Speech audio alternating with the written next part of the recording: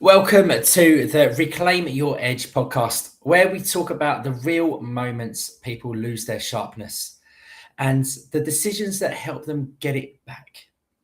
I'm Adam Alexander, and in each episode, I sit down with experts from different professions and people with real stories to unpack what's happening beneath the surface, what is costing you, and what you can do about it.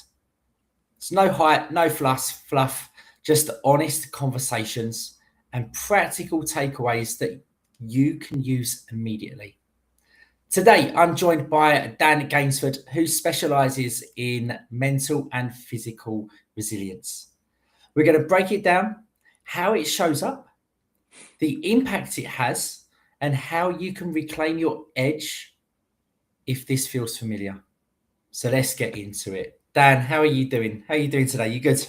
Very good, thanks. Very good. Yourself? Yeah, all good, thank you. All good, all good. So Dan, just a rough outline. Just introduce yourself, who you are, where you from, and what do you do? So I live down on the south coast in England. I know you're over in Cyprus, but back in the UK, so not too far from Brighton, just between Brighton and Worthing. And I run a couple of programs that I founded, created. One called Way of the Viking, which is a men's mental fitness program, and more recently a female program called Freya's Calling. And it's all based on building resilience, community, and kind of helping people break out of the grey zone, really, which is kind of the norm, and encouraging people to have courageous conversations and finding ways that we can do that for everyone. So it's not something that's kind of seen as a bit woo-woo, or kind of just got to be kind of bit tree huggy or anything like that. It's kind of literally for everyone to get involved in and enjoy it. So yeah. Nice. Yeah, because it's your Way of your Viking, right? That's the one that, because me and you we came across each other a few years ago. But Yeah. it's your Way of the Viking program that, I keep an eye on, because I think I just like the community aspects that you have of it. Yeah. I really do. And I see that now you've just started the Freya's Calling. Yeah. Which is, it's nice that you've incorporated both male and female. But from your experience, what would you say is the number one pattern that causes people to lose momentum in their life? Yeah, I think it's kind of, you come to that part of life, you're kind of your 20s, it's all party, you're kind of trying to do things. Your 30s, you're building a bit, and then it gets to a point, I think, it's slightly different between men and women, but there's gets to a point particularly where you suddenly wonder, you've forgotten about yourself. You've kind of focused so much on your kids or your business or whatever else it might be, that you're kind of doing all sorts of things to build and try and be. It comes from a noble background. You're trying to do the right things, but in that process, you lose who you are. And that's the most common factor I found from people. They just they lost who they were. They kind of suddenly lost that feeling of what am I trying to achieve here? I've got this. Things are pretty good around me. I should be feeling happy. Should be feeling, I'm in a good place financially. Things are all where they should be, or I'd like them to be, but I don't feel at my best. So why is that? And a lot of the guys, it's similar processes. Maybe they've been in a sport previously. Suddenly they're not playing sport anymore. They've lost that kind of community aspect. Maybe they're just children are starting to grow up, or their children are younger and they're still kind of just lost. They're putting everyone else ahead of themselves. And it's basically, it all comes down to the same case of you forget to prioritize yourself as well. Thinking about the whole gas mask, the oxygen mask scenario, where you've got to look after yourself to look after all those that you care about. If you're at your best, everyone else thrives as well. So it's kind of reminding people that that's what it's about. We have to kind of look after ourselves, and then we kind of are able to kick out of that grey zone a little bit. Yeah. Yeah, no, completely.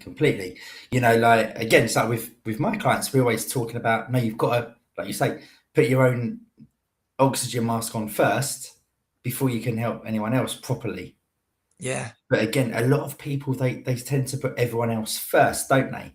Absolutely. And yeah. It's not the wrong thing, but it's just sometimes you just get caught up in it, don't you?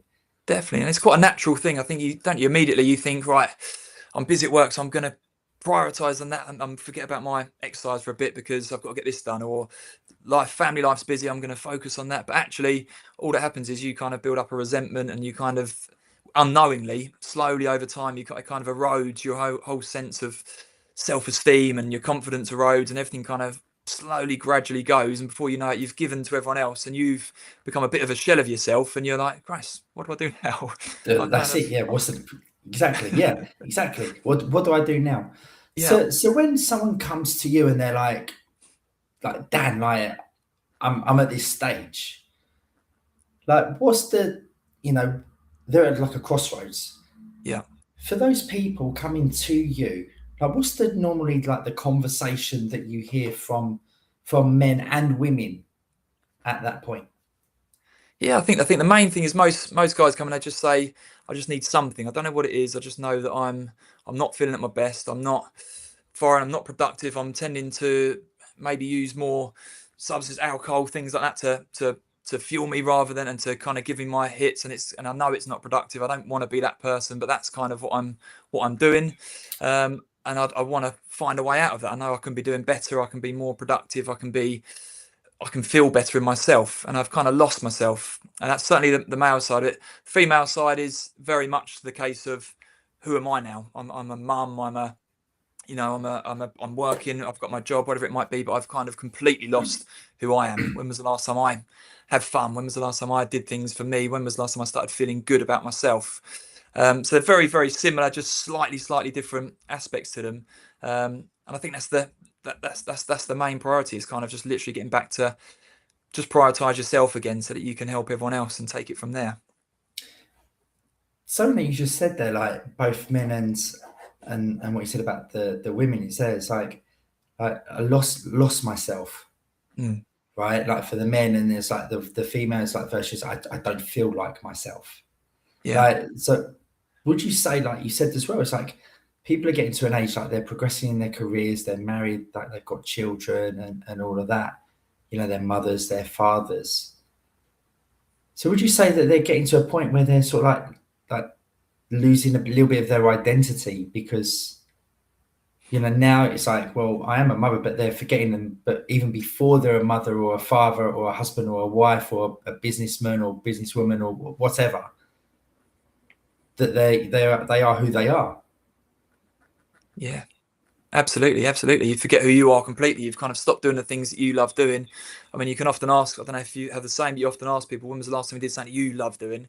And it's very rarely. It might be like once a month I've managed to go out and did this, or and it's kind of and we put ourselves so low down our priorities that we're not actually remembering who we are. And if we can't be ourselves, it's hard to enjoy life, because we all want to be our authentic selves. We want to kind of be the best versions of ourselves. We want to be parents or good workers, good business owners, whatever it might be. But at the same time, we want to be ourselves as well and do the things that we love doing, and challenging ourselves in different ways. We hit almost a bit of a comfort zone, don't you? That grey zone where you've built your business, you've got your family, you've kind of got in that area, what that's about. But what's beyond that? What else can I be? What else can I, into my next chapter of my life? What else can I be beyond this? And it's just giving people the license to go, there is another chapter. Let's see if we can step into that and see what it holds for you. Yeah, nice. So for people getting to that point, like, what would you like suggest that they could do to then, navigate that next stage and get out of that grey zone that they might find themselves in? Yeah, I think it starts with a lot of soul searching. First of all, asking yourself difficult questions.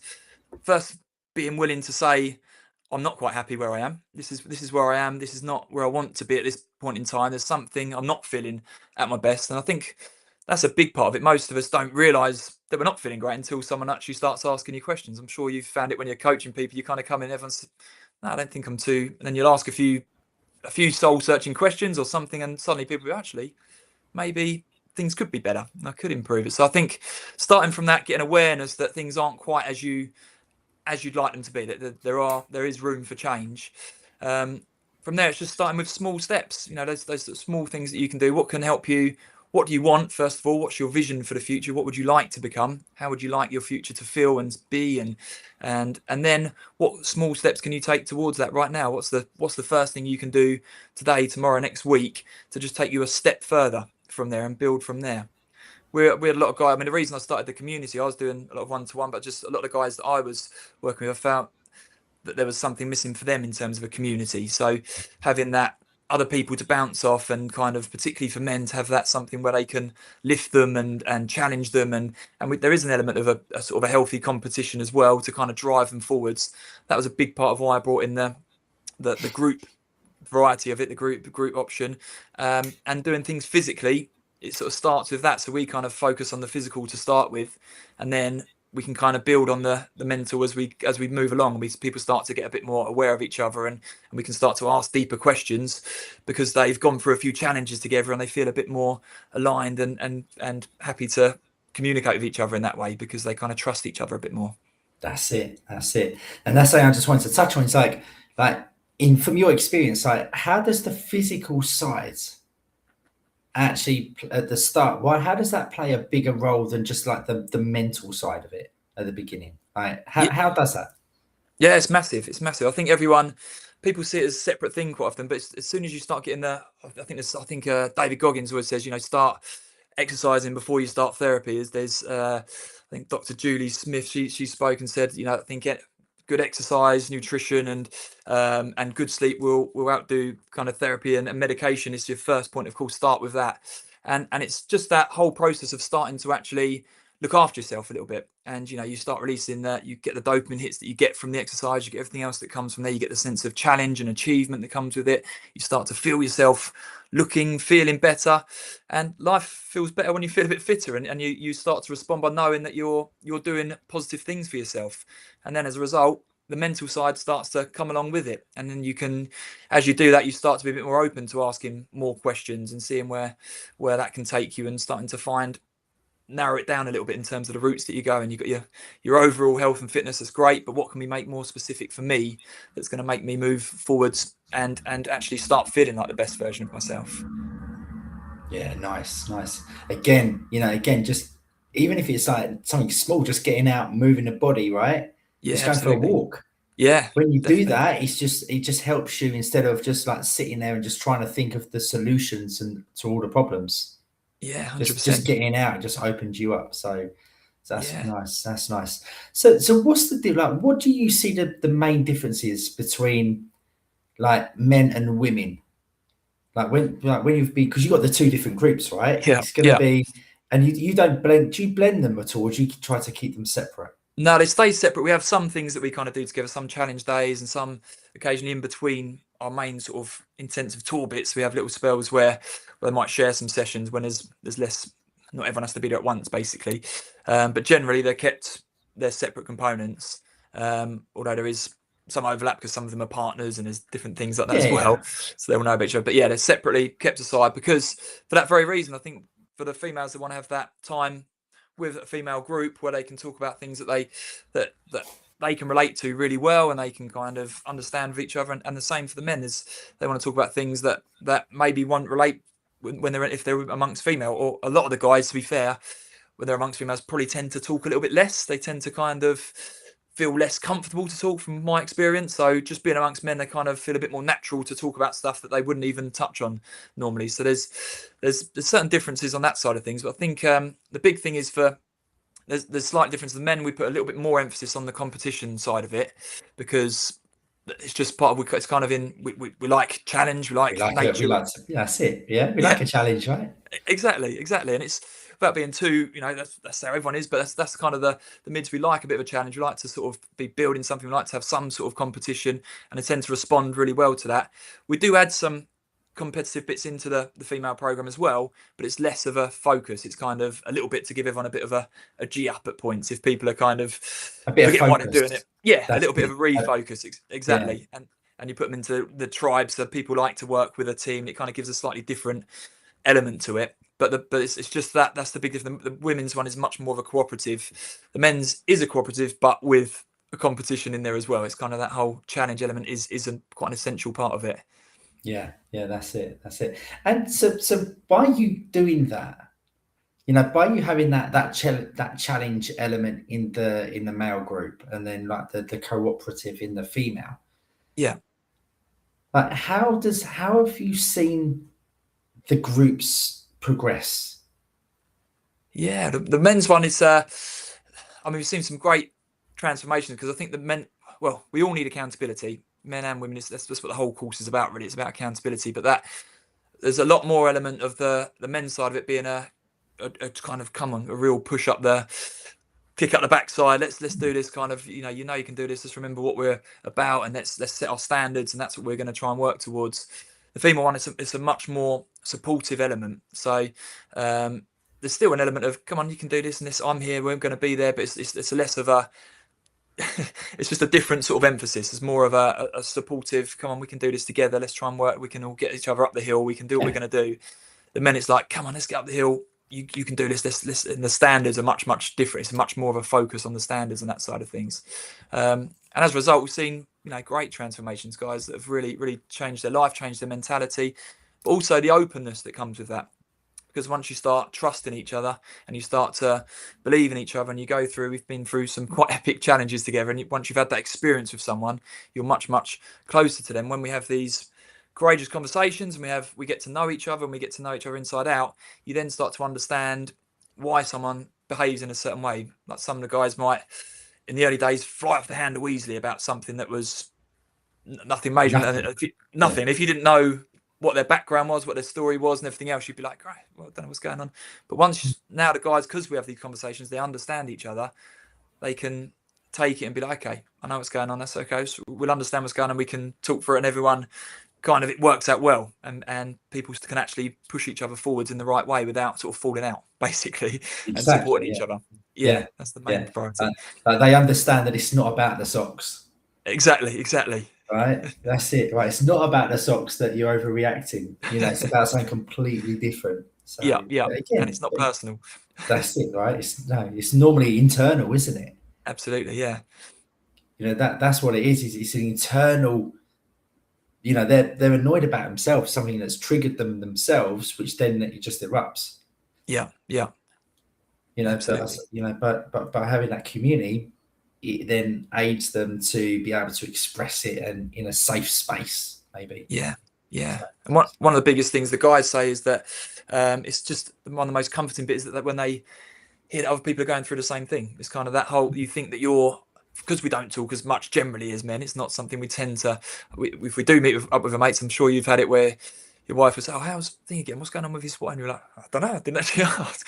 I didn't ask any of that. But you come home, we just talk about general chit chat and banter, and general stuff is kind of the norm. So you don't often have those conversations that go a little bit deeper. But when you do, you start to understand, actually, they're all going through similar things to me. I think I'm the only person that's struggling with this or that.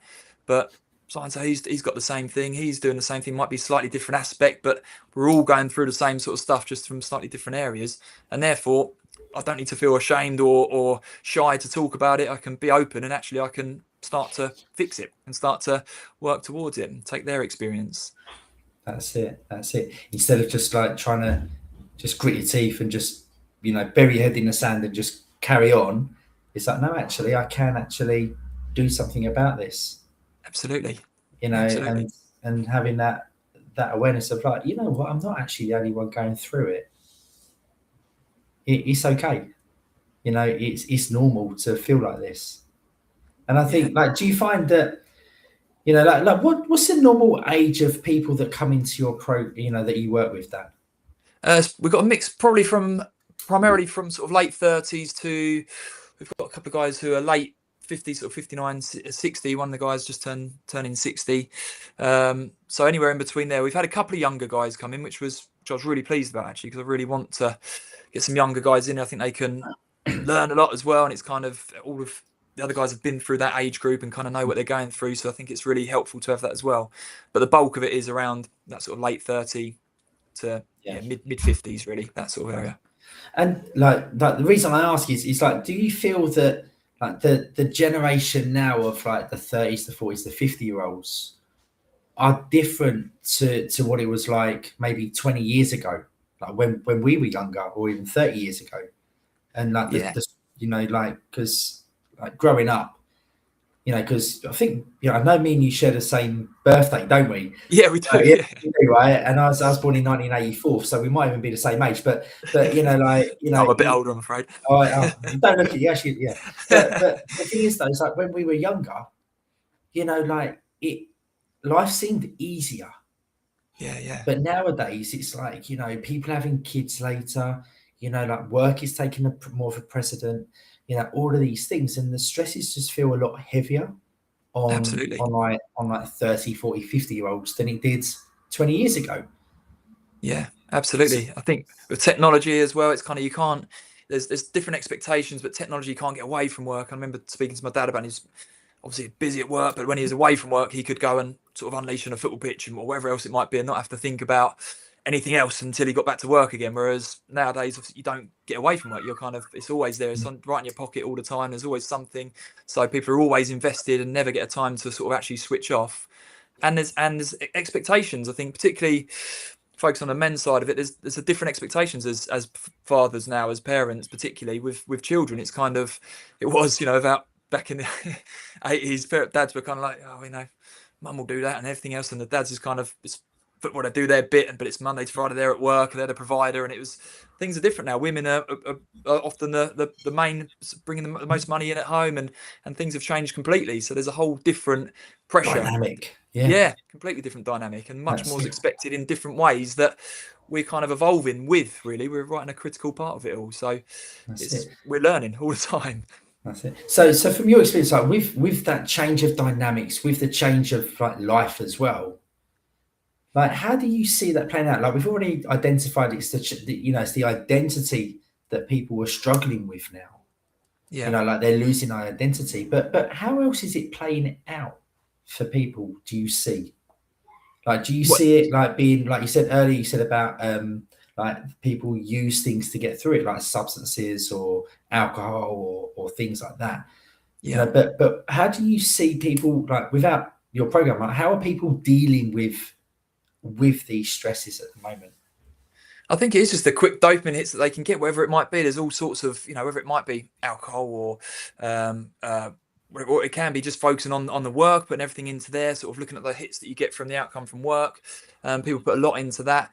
But I think it's that kind of connection is what we're losing. And that's kind of the huge bit, because we're focused on these things. Everything's more digital, everything's further away, particularly people that work from home. It's kind of, it's the connection is the big bit. And I think, you discuss AI and things, how things are moving forwards, but it can never replace that human connection. Whatever happens, it's kind of, it will never replace it. There's something that's there, an energy, a thing that can never be replaced in that front.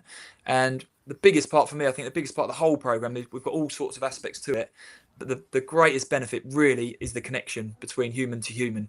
And I think that's what we have to focus on more and more moving forwards. And culturally, we have to find ways to bring that back. It's a tricky time with kids on social media. My kids, it's hard keeping them off tablets and things, screens. It's a battle all the time, and you can try, but that's the way the modern world's going. But I think there has to be things that we try to create culturally that ensure that we have greater connection.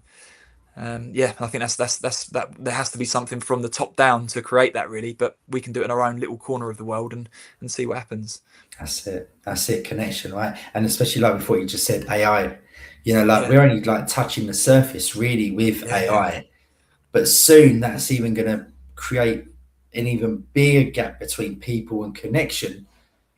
Because like with chat, you can go and have a full-blown conversation with chat, can't you now? Absolutely. He'll just talk to you, and like people are starting to use it for therapy, for everything really now, aren't they? So if anything, that gap is gonna get bigger. In the next 5-10 years.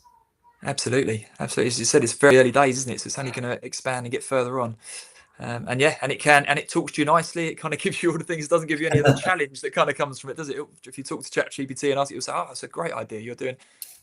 Thanks a lot. It is a great, but it's not always a great idea. So sometimes it's good to have that human. You need other views and other personalities and other things to challenge us and for us to get out of our comfort zones. We can't always be told we're doing things right, everything's going perfectly. We need to be challenged all the time and sort of asked, and learn to deal with different scenarios and different situations. So it's going to be an interesting way forwards, I think. But I hope that people start to lean more and more into that connection. I think there is certainly a natural trend towards that. You see more things, people going back to nature more. There's even a friend of mine, he manages an estate, and there they've got swimming pool, indoor pool and stuff, and lovely place that they look after. But outdoor, they've got the, a lake, basically a pond that's kind of there. That's a rewilding pond.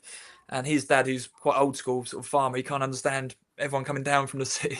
And he said, they're all going in the pond. I can't understand it. And they've got a beautiful, but that's what it's about. Everyone's kind of getting that connection to nature. Everyone's trying to find ways to kind of reconnect with nature, each other, and and with people as well people now. That's exactly. it. Yeah, everyone's looking for that. We want to kind of go back 100 years, where we've gone forward 1,000 suddenly. So it's kind of, we're sort of realizing what we're losing, and I hope there's more of a move towards that, alongside the greater development in technology and everything else that comes with it. Yeah, nice. So before people get to that moment where they realize that they need to get connected, like reconnect with people, with nature, with the outdoors, and all of that, like from your experience, like working with men and women, like what's the first thing that people tend to recognize that they're losing their edge? I think it's when there's an element of, it's different. I think some people, it's an element of kind of a snappiness. There's kind of an element of where they just know they're tutting a lot. It sounds silly, but little things like you tut a lot more. You're starting to recognise that you're sort of resenting things. You're not sort of feeling that buzz. Every morning's hard work to get up. And it shouldn't really be like that. Life should be, right, what's next? I've got something to go for the day. And I know not everyone's like that. Everyone bounces out of bed. It's not going to be the norm. But as soon as you start feeling like each day is a bit of a challenge, then I think that's a moment to think, okay, what do I need to change here? What's going on? What am I missing? What am I lacking? What am I doing too much of and not enough of? And I think that's the bit for me. I had a scenario years ago where I was managing something, took on a role, and I just wasn't sleeping. I was so focused on the thing. And I remember my daughter came up to me and was trying to get my attention. I was so invested in what I was doing. I was and it's sort of, my children were almost becoming an annoyance. And I feel ashamed to say that, but that's what was happening in that moment. And my wife came in and sort of said, "Oh, she's just trying to get your attention. What are you doing?" And there was a thunderstorm outside, a huge storm, and I thought, right, I've just got to go, and I just need to go and do something. So I put on some running trainers, put on shorts, went for a run over the South Downs here in the chucking rain, blowing a gale, and it just came. And I came back and thought, you've just got to reconnect with everything again. You've kind of forgotten what your values are. You've forgotten what you're actually trying to do here. You've put everything else. You're focused on this, trying to drive something that's maybe not even going where you want it to go, and you're neglecting the most important thing, that your little kids who are trying to get your attention, the most important things in your life, and you're putting them aside. Just let's reevaluate and start taking stock of that again, and let's start again and rebuild and start to create a business that works around your family, a life that can work around your family as your number one value. And I think it is moments like that. You almost need a bit of a breaking point, something that makes you go, what am I doing? What am I doing here? What is this about? Why am I doing this, and for what purpose? And I guess that's generally the point that I get a call from someone who's kind of had some moment similar to that, or something similar. They've just felt, what am I doing? What's this about? How am I moving forwards here? Because this is not how I want my life to be. Yeah, that's it. Exactly, right? We all have those moments where it's like, no, when's enough? Yeah, absolutely. Yeah.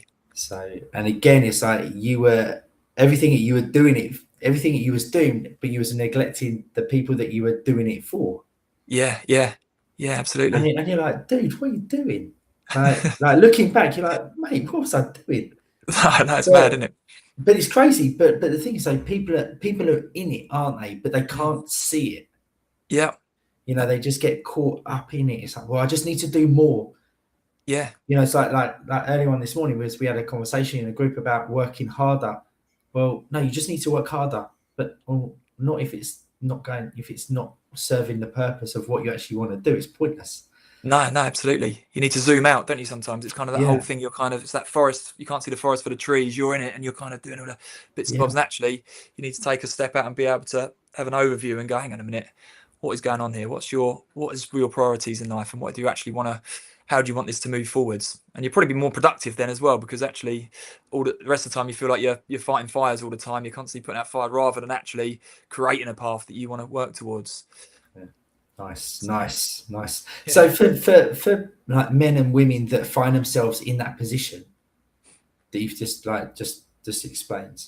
Yeah. I know earlier you touched on it briefly, but like they realise, like, they've had that moment, their partners come to them, like they've come to them and be like, look, you're really, like, it's not a good energy you're being around. Yeah. Or maybe the partner doesn't come to them, but they've just realised it themselves.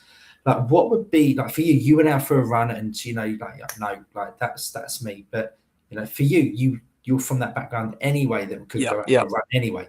But for some people, that wouldn't come naturally. No. Like, what's like one thing that they could do to break that cycle immediately, and then to move them forwards? I think getting clear on writing things down, first of all, starting to journal, starting to get things down on paper, and starting to actually be aware of what you do actually want, what things are going well, what things aren't, because a lot of us are a bit rudderless, aren't we? A lot of the time, it's kind of, I certainly was, it's kind of, you're just kind of going and you're trying to do what you can do. But when you've got no direction, you've got nowhere, when you don't know what your end point is, how do you know where you're kind of going? You are just going around and round and round, hoping that you're moving in the right direction. But once just getting clear on actually, this is what I would like to get to. So taking a little bit of time to actually to write things down and assess and see where you actually want to be. I think that's a good starting point. And then it is I always think start with yourself. If you're not that way inclined at all, and it's not something that's natural, just it still helps to get out for a walk. As you said, I would just start from there and use that almost as an opportunity to, if you don't want to write things down, to just reflect. I mean, I quite often would go out and I'll just think of, almost like I'm doing a podcast, I'll ask myself questions that you might not get from other people. So I'll ask myself some tricky questions and then start to think, let's see if we can put some answers to this. But from the basics, I think it really is just getting clarity on what you actually want from life, as opposed to just living.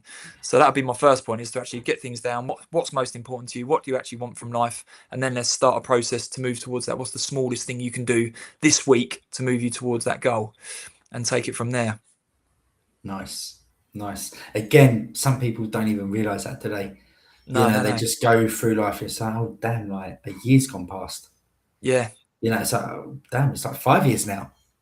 Yeah, absolutely. And then it's like they're just ending up in all of that. And again, it's like writing down is like, it's great. People go, yeah, but I don't have time, so I use my phone. But like, I don't know what your views on that are, but for me, it's like, no, don't use your phone. Like, write it down in a book. Yeah. It's a lot more. Like, I find it's a lot more powerful writing it down in a book, because then you actually get connected with it. And I like what you said about going out for a walk. Again, just getting outside, and again, try and leave your phone indoors. Yeah, I know it's hard. Yeah, I know it's hard, but yeah. But I think that's key, right? Yeah, gain connection by disconnecting, isn't it? You kind of disconnect from your phone to gain connection from everything else. So it's kind of, it's crazy. It doesn't make sense. But yeah, that's what it is. Cool. Absolutely. So Dan, like, so for anyone that's like been like listening in, watching, and all of that, and they wanted to learn more about yourself, like, where could they find more information about you? So we've got a website, is wiretheviking.com, and we've got prayerscalling.com, but it's in early stages of the new website for that one. So yeah, from there or on LinkedIn, you can find me as under Daniel Gainsford, and we've got a Way of the Viking page, or any of our social media. They're all under Way of the Viking, basically, or similar process. So just search Way of the Viking or Prayers Calling, and can find us anywhere. Nice. Thank you. And for anyone that that might be feeling that they've just lost that little bit of connection, they're starting to recognize that they're losing a bit of their identity. Again, because if most people go through those stages of life of creating that new identity for them. Yeah. Like, what would you like them to know? That it's possible. I think that's the big thing. I think a lot of people think, this is my life now. This is what I've got. This is where I am, and you're sort of imprisoned by comfort sometimes. And I think that just to have the awareness that whatever you want, it's possible. And it's kind of, I'm not saying you're gonna turn out to be a millionaire next year, but who knows? But you can always work towards it. And I think the process and the big thing is, my favorite phrase is always, life's a journey, not a destination. Is that whole thing of, if you're moving towards something, that journey is the enjoyable bit, but you have to have something that you're moving towards. So just setting that target of, that's what I'd like to get. That's the scope of what I'd like to have. My perfect idea would be that. You might not get exactly to that, but the journey towards it and the things that you can do to work towards it will make you feel so much better about life generally. And your next chapter can easily be your best chapter yet. You know, the best part of your life isn't over. It's not gone. You're literally about to step into your best chapter if you just give yourself license to step towards it. Nice. And again, it's just, like you realize, again, it all goes back to that planning, that writing down. Yeah, absolutely. Like if you're not happy in your current position, but then you then start writing about where you do want to get to and then start taking the actions, it doesn't matter if you don't get there, you're going to be in a better position than where you currently are. Yeah, absolutely. So just start it. And enjoy the adventure. It's that whole thing. I know we spoke earlier. I bought a place in Lapland. I'd never been there, just south of the Arctic Circle. Didn't know anything about it. Me and my friend just flew out there, bought it online, went, right, okay, let's just go and see what it's about. And we bought it. And every time we went out there, it was a new problem. Like it's a new problem. If it's minus 40 degrees, it's kind of in the winter, it's always different stuff going on. But it's brilliant. And that's kind of, for me, that evolved into that decision meant that then I started Way of the Viking on the back of that with the whole Scandinavian ethos. It's kind of all these things that come from one decision to just go, let's have a punt, let's see what happens and just take it from there. It might work, it might not. Don't be scared to fail. If it fails, you've learned something, and you only fail if you give up. Basically, until that point, you're just learning. So don't be afraid to just have a go in some direction. What's the worst that can happen? No, that's it. And again, like I totally forgot that story because I remember you telling me that years ago that you just went over there and bought it. Yeah. It's just one of those things. But for me, it's a number of things I wanted to set. For me, it's for my kids to know that as a big part that if you want to try something, just go and do it. Kind of go and have a go. Who knows what's going to happen? It seems it doesn't get much madder than doing that, really. But have a go, and I want them to have license to do it, and if they can always say if they're doing something, I say, hang on, what are you doing? They can always come back and go, well, what about that time you bought a place near the Arctic Circle? And so just have a go. Like, what's the worst that can happen? It's always one of my favourite phrases. That's it. It was like when we moved to Cyprus. Yeah, exactly. It's like when we moved to Cyprus, we came over. We knew that we didn't want to be in the UK. Yeah. So we were like, well, where do we want to be? We're like, I don't know. Well, we know some people that have been in Cyprus, so let's just go over there and have a look. so we booked a 3-week holiday, and then we got over it, and we're like, not too sure. And then really randomly, we bumped into someone we knew, and he showed us a different part of it. And then we're like, wow, this is where we want to be. And then we moved 3 weeks later to Cyprus. God, that's mad, isn't it? Yeah. But again, good decision. We're still here now, 8 years later. So yeah, exactly. But again, it's like that thing, right? Well, what's the worst that's going to happen? Yeah. Well, if it doesn't work out, we just move back to the UK. Yeah, simple. Absolutely. But if it does work out, if it does, crack your new life. Yeah, that's it. Yeah, and a good tan, hopefully. Yeah, exactly. That's it. Definitely better tan than me. Cool. But no, Dan, honestly, thank you for taking the time out today. Thanks so much for having me. I really do appreciate it. Really do appreciate it, and sharing your journey and and your wisdom, right, on resilience and just helping people, just help them change their identity. So thanks everyone, so much for having me, mate. No, you're welcome. You're welcome. So that's today's episode of Reclaim Your Edge. Now, if something you heard today has hit home, don't just nod along, but pick one insight and take action in the next 24 hours. That's how you get your edge back, by taking action. Now, if you found this useful, please follow along, follow us on YouTube, follow us on LinkedIn, and share it also with someone who needs it as well. That's the fastest way for us to help more people. And then also, if you want to connect with myself, I'm Adam Alexander. So please, you can find me on LinkedIn. You can also find us on YouTube as well. And I will see you in the next episode.